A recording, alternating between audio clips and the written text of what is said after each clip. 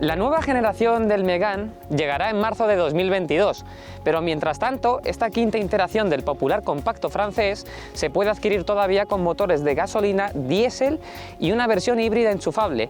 Justo esta última es la versión que tenemos ahora mismo para probar, así que si la quieres conocer a fondo, acompáñanos en esta nueva videoprueba de coches.com. El Renault Megane actual llegó al mercado en 2016 como un nuevo rival para el segmento aún más popular de Europa, el de los compactos.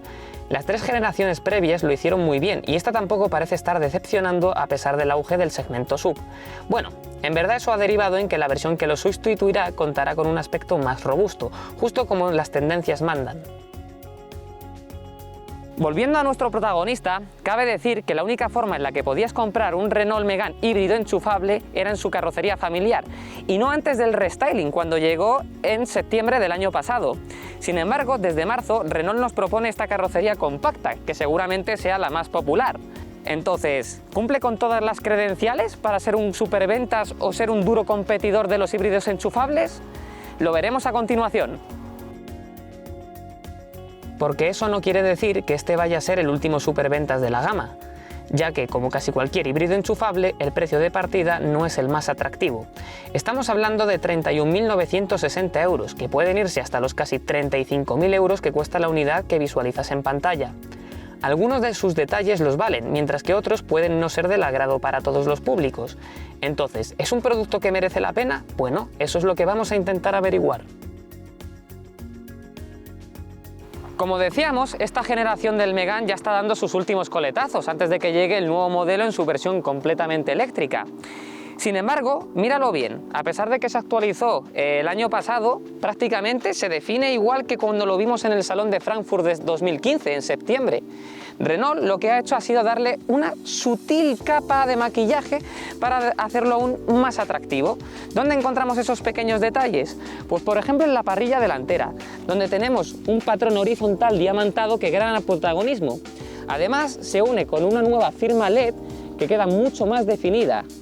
Asimismo podemos decir de la sección inferior del parachoques, que adopta los mismos rasgos del acabado RS, pero del RS normal, no del RS Line como es este modelo en concreto.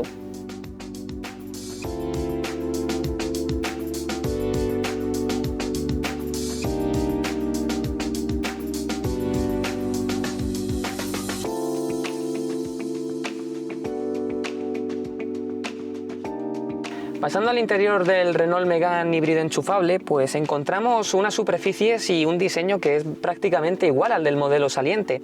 Sin embargo, encontramos un salpicadero que tiene un plástico mucho más mullido y mucho más agradable al tacto, pero sin embargo encontramos unos plásticos duros en la sección inferior del salpicadero que también atañe a la guantera y que quizá en una conducción dinámica pueda molestar un poco en la pierna. Luego también encontramos un nuevo sistema multimedia con mucho menos marco, una pantalla de 9,3 pulgadas de la cual hablaremos más adelante, y tenemos algunos detalles que hacen que esta versión pues sea la más exclusiva de todas con permiso del RS, tales como por ejemplo algunas molduras de fibra de carbono, algunas láminas de aluminio, porque esto es aluminio de verdad además. En cambio estos diales por ejemplo sí que son de plástico del sistema de climatización y por supuesto no sería una versión premium de no tener por ejemplo negro piano. Sin embargo, a pesar de contar con algunos elementos muy bien detallados, encontramos algunas piezas recicladas de otros modelos de Renault más antiguos, tales como por ejemplo el mando para controlar el sistema de audio, todos los botones para controlar el techo panorámico o la botonera para controlar las ventanillas eléctricas, así como los retrovisores.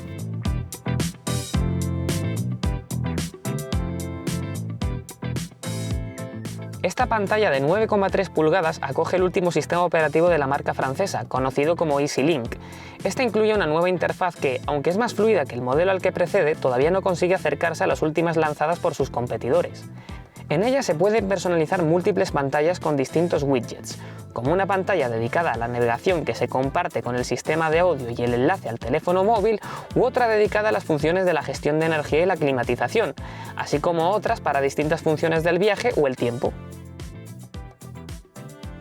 Junto a la nueva pantalla también encontramos un sistema de climatización que estrena nuevos diales y además mezcla los controles físicos con controles electrónicos. Véase aquí unas pantallitas donde podemos regular tanto la temperatura del conductor como del pasajero.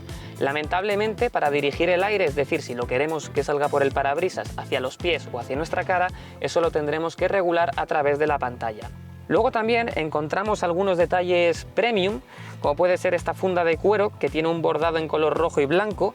Estos asientos son específicos del acabado de RS Line, como bien demuestra esta etiqueta que tenemos en ambos asientos, y cuentan con los reposacabezas integrados y las mismas costuras rojas que encontramos, como hemos dicho, en las molduras de las puertas o en el selector del cambio.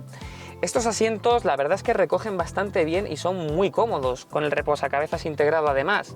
Sin embargo, para una persona de una complexión delgada, como bien es mi caso, en una conducción algo más dinámica puedes bailar un poco. Sin embargo, si eres una persona un poco más ancha, te recogerán a la perfección. Y dado que el cambio es automático y no tienes que manejarlo muy a menudo, estos acusados pétalos no te molestarán a la hora de conducir tranquilamente. Una vez sentados, el conductor tiene un cuadro de instrumentos completamente digital de 10,2 pulgadas que, gracias a que está enclaustrado en una caja como lo estaría el cuadro de instrumentos de agujas tradicional, evita en gran medida los reflejos del sol. Esta es una pantalla bastante completa, aunque no permite una gran personalización más allá del cambio estético cuando tenemos seleccionado el modo Sport. Ahí el tacómetro se hace con todo el protagonismo junto con el resto de información, que se presenta de una forma mucho más dinámica. Bueno, una vez sentados aquí atrás en el Renault Megane híbrido enchufable, podemos ver que comparte un espacio bastante similar al resto del segmento. Sin embargo, los asientos deportivos no cuentan con mucho espacio para meter los pies debajo, por lo tanto, si eres una persona que mida más de 1,80 m, no te sentirás tan cómodo aquí atrás, o lo mismo si una persona muy alta va adelante, porque el asiento estará mucho más echado para atrás y es muy posible que las rodillas te choquen con el respaldo. En cuanto a la altura libre, esa misma persona de más de 1,80 m podría sentirse cómoda siempre y cuando no tenga un torso demasiado alto.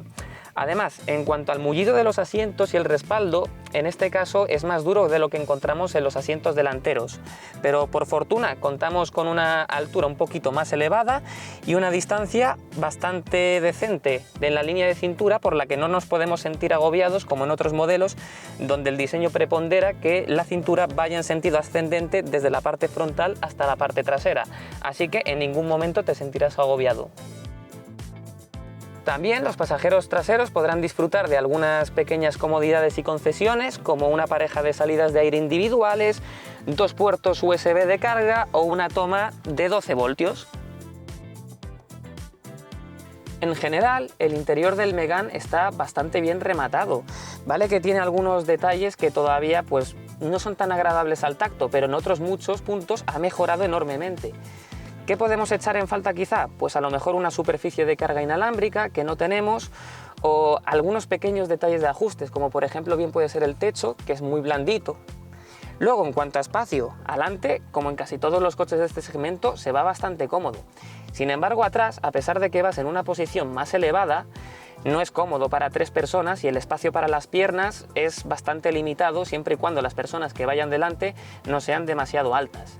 Pero bueno, en líneas generales podemos decir que por fin el Megane está a la altura de sus rivales en cuanto a calidad y ajustes y materiales. Llegamos quizá al que es uno de los puntos más flacos del Renault Megane híbrido enchufable, y es la capacidad de su maletero.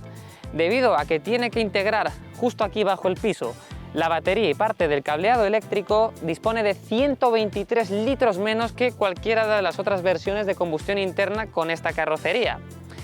Además, en el lado derecho contamos con los cables de carga, justo detrás de la moqueta con el kit de reparación antipinchazos, y aquí tenemos el chaleco reflectante y los triángulos de emergencia. En total disponemos de 261 litros, que a pesar de que no es una cota muy grande, es prácticamente similar al que ofrece el resto de la competencia con mecánicas híbridas enchufables. Otra consecuencia de que en este hueco del maletero encontremos la batería y gran parte del cableado está en que el depósito de gasolina es bastante escueto, de apenas 39 litros. Esos son 11 litros menos con respecto al Megane de combustión interna de gasolina.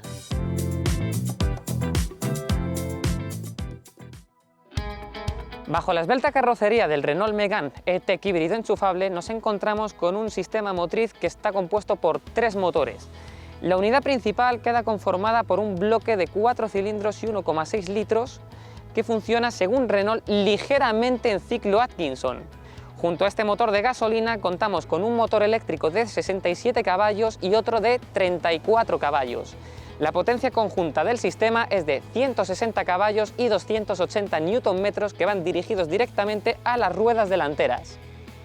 La batería, fabricada por LG, cuenta con una capacidad de 9,8 kWh, aunque la útil es de 7,5. No es muy grande, casi la mitad de la de sus competidores, y la autonomía sin emisiones no superará los 50 km. Además, se podrá recargar en 3 horas con una potencia de carga de 3,7 kW o en 5 horas con 2,3, y podrás ver el estado de carga a través de la aplicación móvil MyRenault. Ciertamente, todo el sistema queda gestionado de una forma automática por el coche, en la que nosotros como conductores apenas podemos hacer nada salvo seleccionar los distintos modos de conducción que hay. Además, el Megane E-Tech cuenta con 4 modos de conducción: Pure, Sport, MySense y MySense eSafe.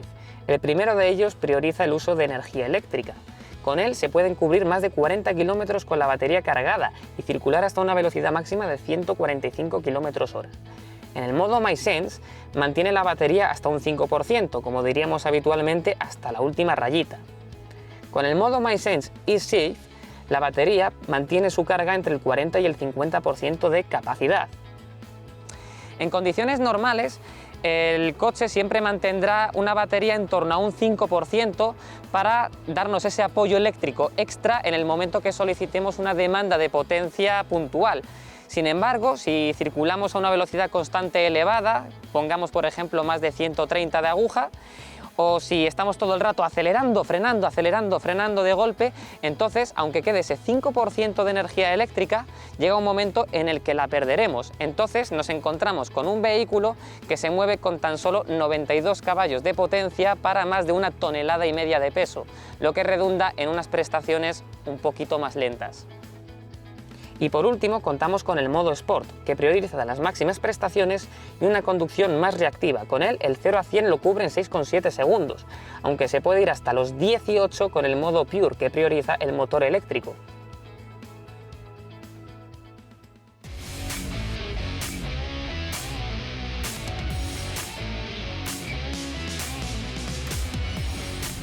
Estamos a los mandos del Renault Megane E-Tech híbrido enchufable, y aquí es donde podemos notar por qué puede ser un producto convincente para muchísima gente.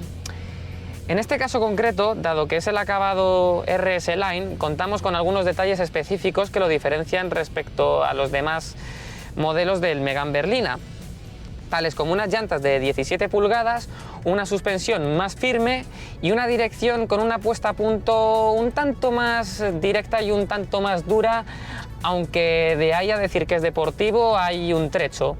A pesar de contar con una configuración un poco más racing que el resto de la gama berlina del Megane E-Tech, es un coche que pesa 1.605 kilos. Esos son casi 300 kilos más que su equivalente de gasolina con el mismo cambio automático. Bueno, el mismo no, como ya hemos explicado previamente. Y te preguntarás, entonces, ¿en qué se notan esos 300 kilos más? Pues en bastantes ámbitos. A nivel dinámico, por ejemplo, podemos notar que hay mucha más inercia a la hora de afrontar curvas a un ritmo quizá un poquito más elevado, incluso tampoco hace falta ir demasiado rápido para ver dónde están los límites de adherencia del vehículo. Y eso es algo que también se aprecia a la hora de detenerse o de tomar rotondas, como es el caso, que hay que tomarlas pues más despacito, simplemente haciendo una conducción normal. No es un coche que te pida correr ni te invite a pisarle. Aun con el modo Sport activado, no es un coche diseñado para irse de tramo a un puerto de montaña, ni muchísimo menos. Hay que pensar que parte del peso extra de esta mecánica híbrida enchufable va delante del eje delantero, por lo tanto hace que a la hora de afrontar una curva cerrada, por ejemplo, se vaya mucho más fácilmente del morro, lo que calificaríamos como subviraje. No es un coche para irse de tramo de montaña, eso no cabe duda. De hecho, si esperas una reacción similar a la del RS de verdad, sería pura coincidencia cualquier parecido. Sin embargo, como es el caso, si vamos por autopistas o autovía con curvas ligeras y rápidas, el coche demuestra un gran aplomo y en ningún momento te retroalimenta con una mala sensación o inseguridad. De hecho, se siente muy bien, como pez en el agua, diríamos, en este ámbito. Además, a ello también ayuda el hecho de que la puesta a punto sea un poquito más afinada que en el resto de las versiones. Por lo tanto, podemos decir que es un coche destinado a autovía, autopistas y ciudad, no para ir de curvas. Una mayor masa también implica unos consumos más altos cuando la batería no está cargada, a pesar de que los frenos consiguen generar una mayor cantidad de energía en deceleraciones. Y hablando de los discos y las pinzas, aunque son más que suficientes para detener el vehículo con seguridad, las distancias de frenado son algo más largas que en las vertientes de combustión.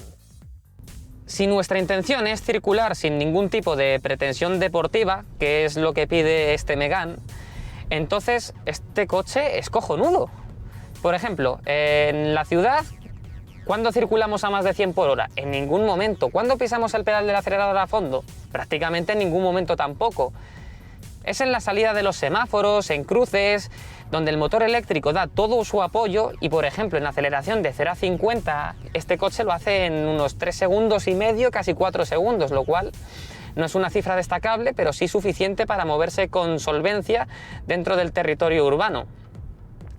Además, a pesar de que tiene 20 caballos más y 40 Nm más que la versión de 140 caballos de gasolina, las cifras prestacionales sí que son sensiblemente inferiores, aunque depende mucho de cómo esté el estado de carga de la batería. ¿Y por qué es así? Pues otra vez encontramos la razón en el peso. Pero esta diferencia prestacional no solo es debido al mayor peso, también a la configuración de la caja de cambios. Como hemos visto, esta transmisión no es la misma unidad de doble embrague de la que hace gala el resto de modelos de la gama. Al no tener sincronizadores al uso ni un embrague, son los propios motores eléctricos los que se encargan de hacer funcionar todo el sistema. Recuerda, nunca va a arrancar en modo de gasolina, siempre va a arrancar en modo eléctrico. Hay que destacar que el funcionamiento de este sistema híbrido funciona como el de un híbrido de autonomía extendida, es decir, no hay una conexión física entre el motor de combustión y las ruedas, sino que son los motores eléctricos los que mueven las ruedas siempre, es decir, el motor de combustión actúa como un generador.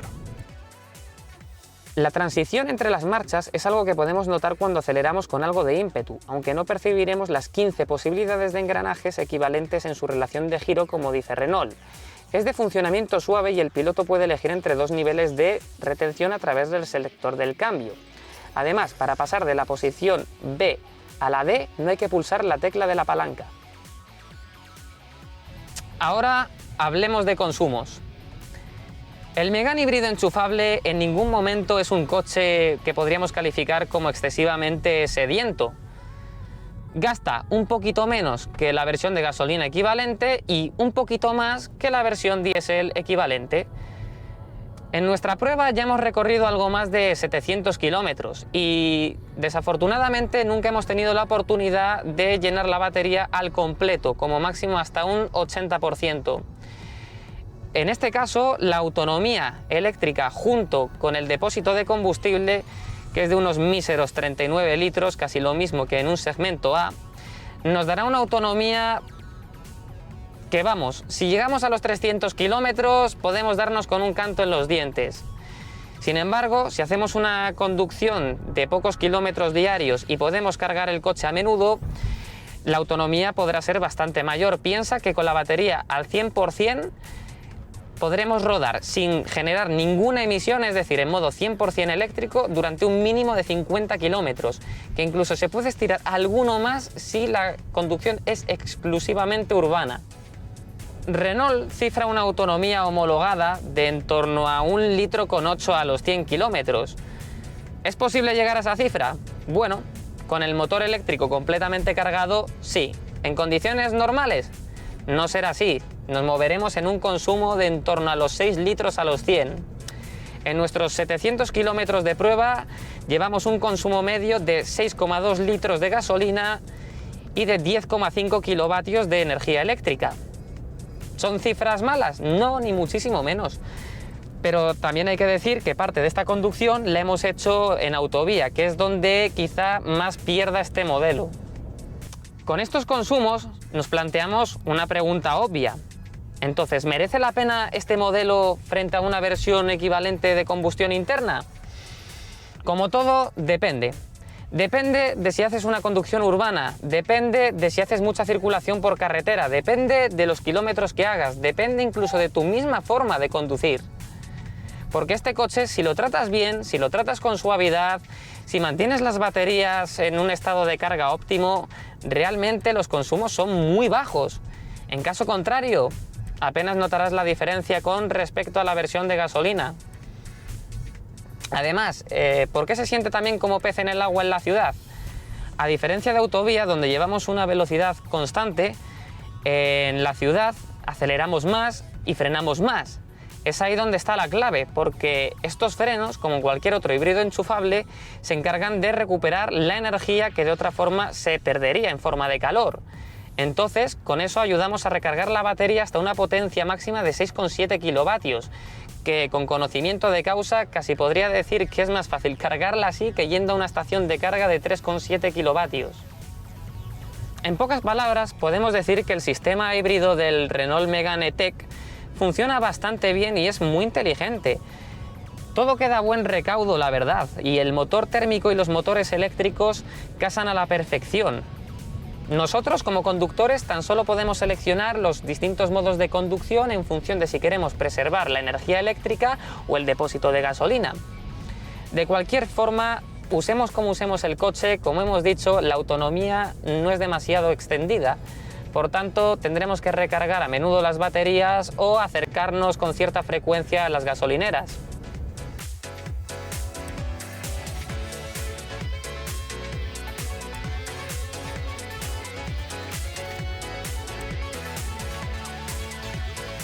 Queríamos saber si el Renault Megane E-Tech era un producto convincente, si resulta adecuado para el público. Bueno, la respuesta no va a sorprender a nadie después de esta prueba. Depende de lo que busques, depende de lo que hagas o depende de lo que necesites. ¿Por qué recomendaría este coche? Pues mira, si eres una persona habitual entre el tráfico urbano y que va a trabajar todos los días y no busca unas pretensiones deportivas, es un coche ideal. No gasta mucho, tiene la etiqueta 0 de la Dirección General de Tráfico, con todas las ventajas que ello conlleva si eres una habitual del tráfico urbano. Es cómodo y además, si llevas la batería cargada, no te va a desangrar el bolsillo porque lo utilices todos los días. Por otro lado, ¿por qué no recomendaría este coche? A una persona que se dedique a hacer largos viajes, no le compensa tanto, no aprovecha el sistema híbrido de este coche, le va a gastar casi lo mismo o incluso un poco más que la versión de gasolina de 140 caballos con el cambio automático. También, si no dispones de una estación de carga en tu domicilio o en tu lugar de trabajo, no dispondrás de todas las ventajas que supone tener esta energía eléctrica y por tanto que baja los consumos. Además, quizá está un poquito en tierra de nadie porque el interior es espacioso, sí, pero el maletero no es tan grande, por lo tanto nos sirve para unas familias numerosas, para eso tenemos la versión familiar. Tampoco es un coche que te vaya a enamorar por su dinámica, ya lo hemos visto antes, pesa mucho y en curvas lentas, sobre todo si te vas a un tramo de montaña, ni mucho menos lo vas a disfrutar como su equivalente de gasolina o su equivalente diésel. Sin embargo, tal vez sí que te convenzca por su comodidad. Pero se use como se use el Megane, es difícil de justificar los 8.000 euros de diferencia que hay con su equivalente. Claro, estamos hablando de un precio de 35.000 euros sin descuentos, que si los encuentras se convierte en una opción bastante más atractiva que incluso puede estar incluso un poco por debajo de sus competidores. ¿Y dónde puedes encontrar esos descuentos? Naturalmente en coches.com, donde además contamos con herramientas de financiación que hacen de la experiencia de compra algo mucho menos doloroso. Y poco más que contar de este Renault Megane híbrido enchufable. Lo cierto es que si te ha gustado, y al igual que si te gustan todos nuestros contenidos, no olvides de suscribirte a nuestro canal de YouTube, seguirnos en nuestras redes sociales, darle a like, darle a la campanita para estar pendiente de todo lo que vamos subiendo y de compartirlo especialmente con tus amigos, tus familiares y tu mascota. Nos vemos en la próxima videoprueba. ¡Chao!